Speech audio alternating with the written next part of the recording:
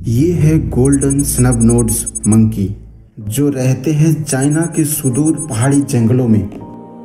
कुछ घंटे पहले जन्मे ये नन्ही बंदरिया अपने माँ पे पूरी तरह से निर्भर है।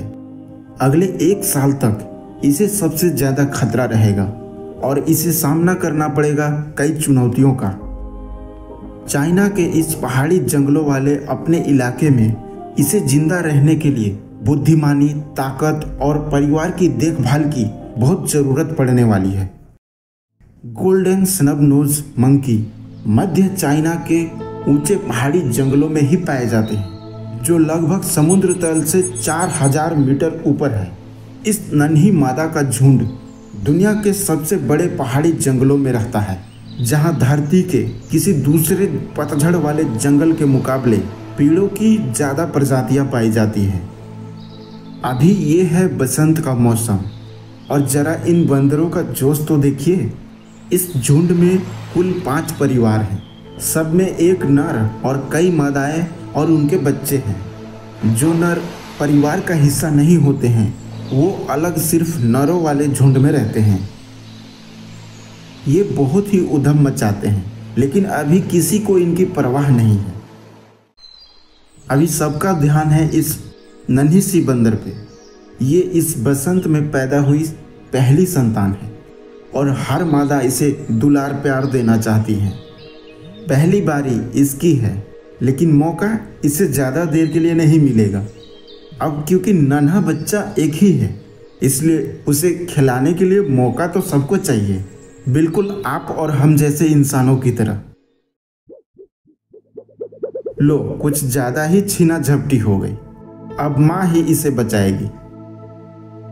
ये गोल्डन मंकी के बच्चे बहुत ही क्यूट होते हैं। इतनी उछल कूद मचाने की वजह से अब इन बंदरों को भूख लग गई। जंगल के पेड़ों के ताजे पत्ते इनका मनपसंद खाना है, जो इनके लिए अहम स्रोत है प्रोटीन का।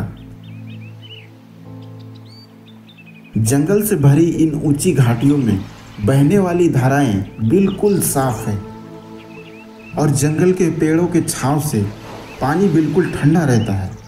इसमें घुली हुई ऑक्सीजन की मात्रा बिल्कुल सही है। यह साफ सुथरा पानी सिर्फ बंदरों को ही जीवन नहीं देता, यहाँ रह रहे बाकी जीव भी इसी पे निर्भर हैं। ये छोटी सी बंदरिया अब 3 हफ्ते की हो गई है और ये जायजा ले रही है अपने आसपास इलाके का। इसे जल्दी ही पता चल गया कि यहाँ मेरे जैसे और भी जीव हैं, लेकिन इसे सबसे ज़्यादा मज़ा आ रहा है परिवार के उछल कूद मचाते इन बच्चों को देखकर। इन बच्चों का पूरा वक्त बीतता है खेल में। ये भी उनके तरह खेलने का बेताब है।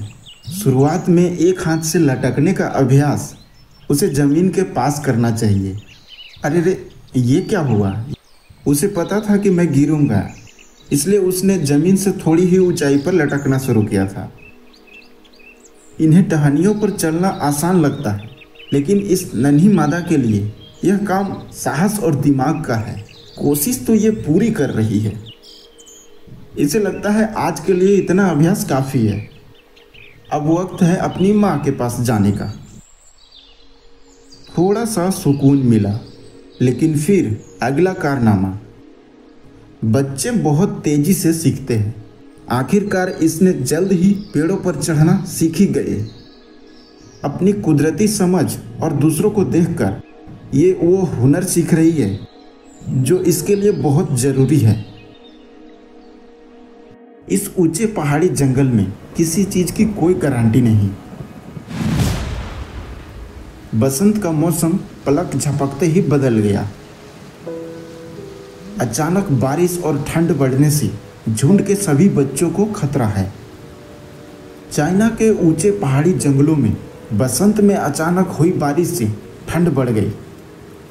इस नन्ही सी बंदरिया के शरीर पर अभी ठंड और बारिश से बचाव के लिए घने बाल नहीं हैं। पेड़ों पर अकेली भीग रही इस छुटकी को कहीं ठंड न लग जाए, लेकिन माँ और रिश्तेदारों ने इसे गर्माहट देने का इंतज़ाम कर दिया। लेकिन मौसम और बिगड़ता जा रहा है। और बर्फ पड़ने लगी।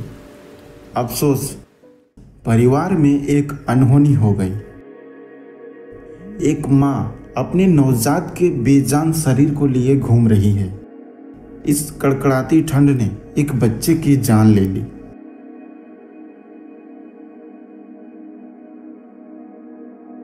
परिवार वाले इंसानों की तरह ही सहानुभूति जताते हैं, लेकिन इसे किसी का साथ नहीं चाहिए। ये बंदर शायद मौत को समझते हैं और ये माँ अपने बच्चे को छोड़ना नहीं चाहती। और पहाड़ी जंगलों में एक बार फिर दिखने लगे जिंदगी के रंग। बसंत के बाद गर्मी का मौसम आ गया। पेड़ों पर हरियाली छा गई है और खाने की कोई कमी नहीं। और जब खाना ज़्यादा है तो दूसरे कामों के लिए काफ़ी वक्त मिल जाता है, जैसे एक दूसरे के बालों से जू निकालना। यह एक बंदरों का समाज का बहुत अहम काम है। इससे शरीर साफ होता है और आपसी रिश्ते भी मजबूत रहते हैं।